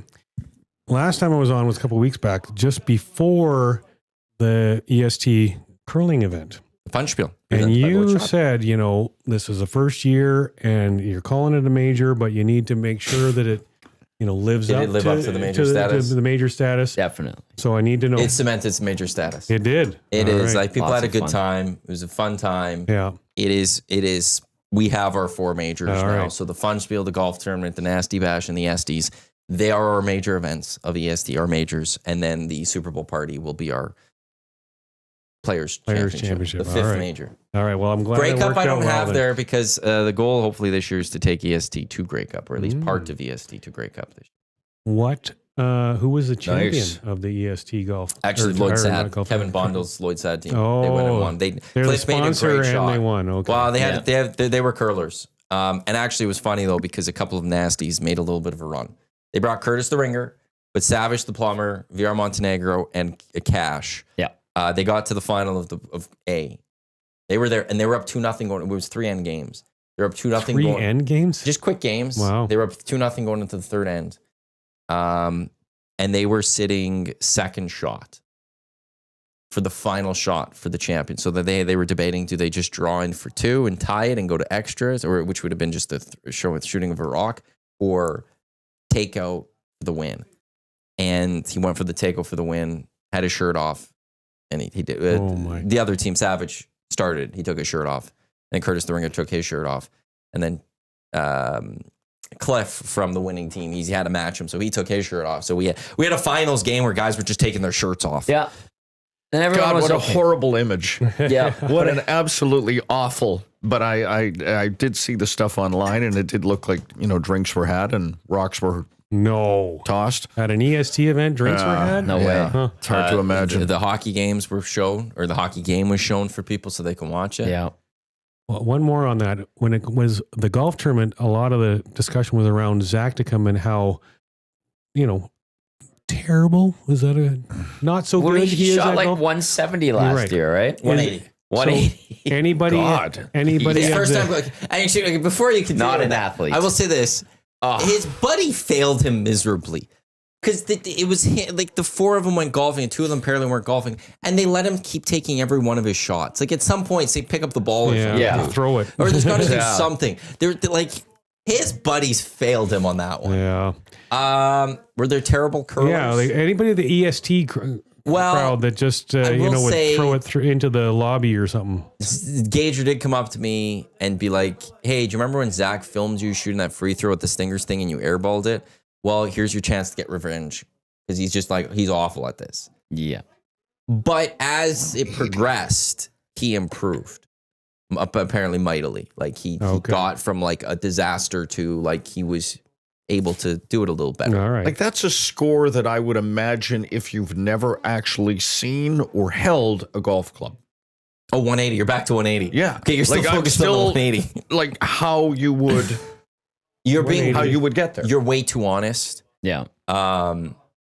And you're just rolling the ball. And you're not picking up. Yeah. 180 is 10 a hole. And that's a Victoria. Yeah, but 180 is 10 a hole. Like on a par 5, if you barely picked up a golf club before, I mean, boy, you could get 25 on a hole if you have. I mean, you just. Ooh. Yeah. I mean, yeah. That's where it's like I always be like, your buddies like could have helped you out there and been like, "Yep, hey, foot wedge, like, oh, you're next to that tree or something." Like, yeah, there had to been something else. So we'll see. We all started dirty. somewhere, Jimbo. Yes. He was very excited to tell people he shot 182. He was very excited. You should have seen the clubs that he was using too. Remember, he brought in his driver he bought for $4.50. That was thrifting. It had a hole gouged in the front on the face by the end of the round, and it wasn't from whacking it against like the ground or anything. I've learned so much from Zach to come working with him, like this thrifting thing that he's into. He's very into thrifting. He's like, I'm like, what? He went on a date. He went on a date with a first date with a girl. They went thrifting together. I'm thinking there probably wasn't a second date. Hey, Jamie, what do you think? Do you think that if you went thrifting on I've date heard one? that thrifting is kind of a thing among some. Really? Yes. It is nice going into those places and just wandering around and seeing what you can find. He actually has, I will say, he does really well coming in with different jerseys. He has found a good collection of jerseys. There's a guy online out of, I think it's out of Vancouver. He goes under the X name of Waffle Board. And this is a guy who's really skilled at sewing and like he will often make up jerseys as well. Yep. And the stuff he finds is unbelievable. Damn. Like there'll be game worn Canuck stuff that he'll find in a, place on Main Street or down on Hastings or whatever. Oh yeah. Jeez. A lot of the jerseys Zach has, it's all thrifting and stuff. And he'll come in like, where'd you get this one from, dude? And it's like, yeah, thrifting. It's actually pretty impressive. He's got a really good collection based off of that. Well, it's funny because like the stuff they don't sell at locker room sales ends up in boxes in storage forever. Remember our friend Brad Shochu? You know Shochu as well from the Elks? Oh, is that how you say Seshu, isn't it? Shochu. Yeah. Really? Yeah. Brad Shochu. Okay. Have you been saying it wrong for a long time? Oh, yeah. Yes, they do sit in boxes. I remember he had some leftover boxes and he's like, do you want any of these jerseys? It was when they were switching around 2010 or whatever from those Reebok with the piping. Yeah. And I was like, yeah, but they're all like cut for wearing with shoulder pads. So he's like, take whatever you want. And that's where we found the Dunya White House. That's right. Well, it's in my office. Then work out a little more and get your shoulders a little bigger. People thought I was wearing shoulder pads at that time when I wore those jerseys. They don't fit like a nice jersey that you wear to a game. No, they're called player cut. They're player cut. They're player cut. But yes. He's like, whatever you want. And I was like, are you serious? And you quickly realize like, oh, these aren't fit for normal These are people. actual football jerseys. Have shoulder and pads super wearing these. long. Yes. Oh my goodness. Well, speaking of things thrown in storage, you were telling me like the amount of like former Eskimo stuff that is just hidden away at the archives or things like that, or just not seen. Oh yeah. In working on the 75th stuff, I went down to the Alberta Sports Hall of Fame for a meeting and also, to see what they had. And they're like, oh, these are Tom Wilkinson's game worn from the last Grey Cup. Here are his cleats. Tom donated them. I go, well, I'm sort of slack-jawed. And they're like, oh, here's Norm Kwong's game worn helmet. Wow. Oh, And no disservice because they do an amazing job down there of preserving this stuff. But we brought that stuff to put it on display at the dinner Yep. and have it in the Legends room. is, there's stuff just sitting in there. I think there is room for an Eskimos Elks Hall of Fame somewhere, isn't there? I think there's some talk that they'd like to see that. I mean, Legends has all the Kepley jerseys in their framed, game worn. I think those are all his Cup jerseys, if I'm not mistaken. And I mean, I know Commonwealth intimately, so I don't know where but you can just repurpose some areas. I was an Edmonton Sports Hall of Fame. Like I think a proper one, a proper one, and like where you actually you could honor the trappers of the past. You could do the drillers. Yep. You've got Grads, Flyers, You've got that. You've got Oilers. You've got Eskimos, Elks. You now could do Stingers and all this, and and then you could have a nice ceremony once a year where you're inducting. Well, they have it at City Hall. I don't know if it still exists, where you were inducted into the Edmonton Sports Hall of Fame, and it was just frame photos on the second level of City Hall. And they were just on the wall. There was there was a short narrative around each person. I know because Hugh Campbell was added a few years ago. But there was actually, and I was part of one of the early committees for the Edmonton Sports Hall of Fame, and it was the idea of moving it over to Chancery Hall, which is just across from City Hall. It's across the square. And they had space, and you see the windows. I don't know if they're still there, but they were all, there was window treatments of, star athletes and all of that there, but it never, bore fruit, never came to realization. And I know obviously funding's always a big thing, but there's, I'm sure, workarounds. And then for the Elks Eskimos Hall of Fame, if you want to take up too much concourse space, if you will, if hypothetically you were to do it on a concourse or at Commonwealth, Pittsburgh did a really good job with the Steelers Hall of Fame, and it's part of the concourse, and it's not taking up a lot of space. It's a lot of stuff high above kind of thing. And I don't know, there's ways to do it, and obviously it takes money, but I think that would be great. Yes. Well, I think at some point you're either going to see the Elks football stadium completely refurbished and reimagined a little bit, which it could easily happen then. Or if that doesn't happen, there's also talk of a new stadium, smaller stadium, more logical for CFL football that Mr. Thompson would be involved with the city and getting done. So then if either of those things ended up happening, that's the perfect opportunity to make that happen for sure. That'd be cool. Make it part of the experience. Ways to do it. And then there's the Oilers Hall of Fame room, which they added late, and no one has access to it but the media. It is super nice, though. Well, that's you can't have you can't call it a Hall of Fame if people can't go through it. Well, that's true. That's where an Edmonton Sports Hall of Fame would be great, where it's different. I've been in the room. There's no public access to that space. It's not really the backdrop as much as anything. Ticket holders get a chance to go in every now and then. They do sort of like dinner or something. Yeah, they do little host events. Receptions, that kind of stuff. Yeah, it is the first official satellite of the NHL or the Hockey Hall of Fame. Oh, yeah, they have things leased from the Hall of Fame, don't they? Exactly. Oh, gotcha. But I think there's enough history especially with the success of the two biggest franchises, that you could have a true Hall of Fame of the city, of everything, where people would want to go visit it and go see it. Yeah, there's a lot of history, a lot of history in the city with that. Very long corridor that connects. I think the two club areas or whatever that has nothing but blank gray walls or off-white gray walls that I think you could hang a lot of stuff in Rogers Place, Oilers, Oil Kings, whatever. I do want to get to this in the nasty chat from Jay Johnson. I was today years old when I learned that Matt Iwanyk and Tyler Remchuk are different people. Oh. Anyone else who didn't know this? Well, first clue should have been the two different names. Well, that is a first. That's a thing that I would gravitate towards. I got confused. Yaremchuk and I, to Jay Johnson, have been confused for each other often, many times. I've also, when we were on there was a bunch of us producers that were confused with each other. Majo and I would get confused with each other. And Low Tide just simply did not know your names. Brendan simply did not learn an intern's name. Oh my gosh! No, I would come in the room with you. We'd set up to do the show, and he'd walk in and be like, "Matt, what's their name again?" Yeah, Al. It's been 3 months. It's Tyler. Yeah. It's Tyler. Okay, thank you. And then He walk was away. just a level up from Giz. Giz is hey, buddy. One of And then those. you go, Giz, just a quick quiz. Who am I? Oh, come on, man. Don't do that to me. What's my name? What's my name? I know you. Yeah. Okay. Who's the DB, Giz? What's his name? And then you're just the number. Yeah. Edmonton legend.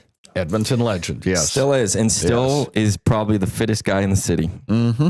One of the guys you just don't want to, you want to go do a weight, like a bench press challenge with. He's going to whoop your ass. Don't go there with He's him. going to whoop your ass. He's just still absolutely ripped. But yeah, now I've been confused for a lot of people. So that's similar. But Yaremchuk and I would get a lot. Actually, he would often get, it was great for me because I would say some sort of like political take on Twitter and people would blame Yaremchuk. He would take the heat for me sometimes. I'm like, awesome. Tyler has to deal with that. You are far better looking than Yaremchuk, though. Come on now. Well, that's kind of you to say. That's very kind of you to say. I love Yaremchuk. He was just at Four Nations. He did the whole Four Nations little trip. Oh, was he there? Montreal and Boston? Yeah. He was worried. We were going for drinks a little bit before, and he had to fly Super Bowl Sunday.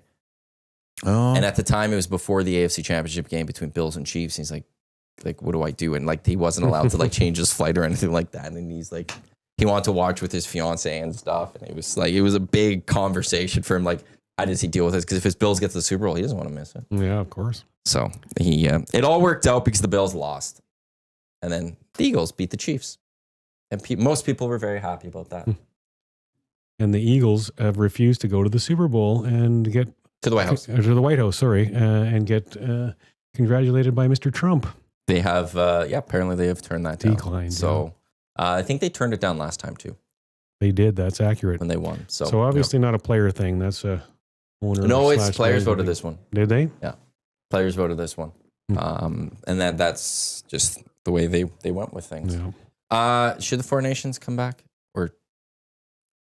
because they're doing World Cup and they're doing Olympics. Can you do an international tournament every year?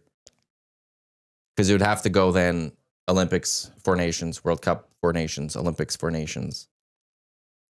Isn't the World Cup going to be in this same little window that this one happened? Yeah. Yeah. I like every other year. What do you think, Jamie? I listened to what the sports world said about Four Nations and what other leagues were saying, and people, influencers within basketball and wherever else going, they nailed it. Yeah. The NHL got out of the All-Star game, which was a charade, has been for years, Correct. and delivered to fans, both new and old and current hockey fans, a first-rate experience. That was hockey for, certainly the current generation you've never seen before. You've never seen the greatest player in the world, Connor McDavid. Yes, I know it's Stanley Cup playoffs last year, at playing internationally at this level. And so it was, I think you got to find a way to save it or put it somewhere and not just let it, sort of wither away. Yeah. It was too good. As you pointed out last week, All-Star Game's back next year in a Olympic year. At a different time? Or January Oh, God. or something. Well, They're out in They Long committed Island. to it.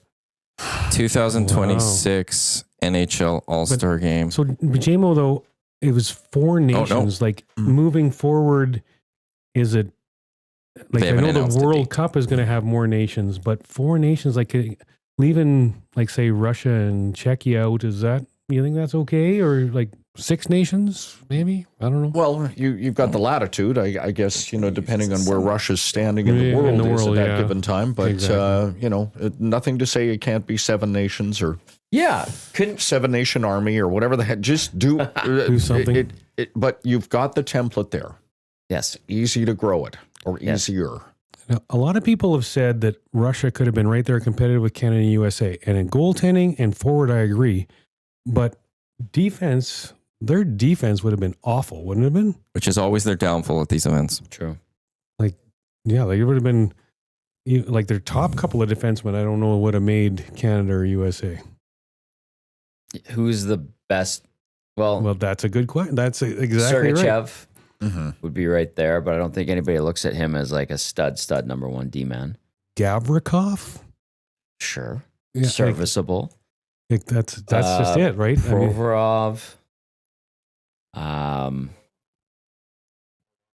Dmitry Orlov's a good one, although he ends up playing like a lot of third pairing in Carolina.